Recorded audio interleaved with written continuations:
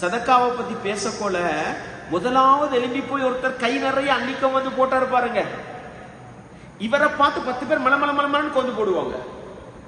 மஜ்லிஸ்ல கேட்போம், அதனால மார்க்கத்துக்காக தாங்கப்பான்னு தரக்குள்ள ஒருத்தர் 1000 ரூபாண்டு ஆரம்பிச்சு வைப்பார்.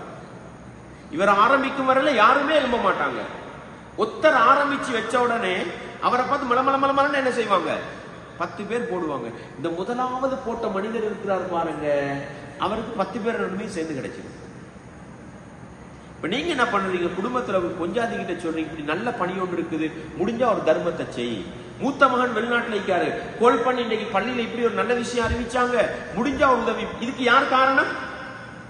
நீங்க 1000 ரூபாய் போட்டுட்டு வந்திருப்பீங்க. உங்களோட மனைவி கிட்ட சொன்ன அவர் 2000 ரூபாய் போடுவா.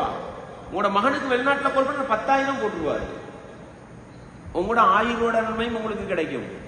உங்களோட மனைவி 2000 ரூபாய் கொடுத்ததுக்கு ஒரு நன்மை கிடைக்குமே, அதுவும் உங்களுக்கு கிடைக்கும்.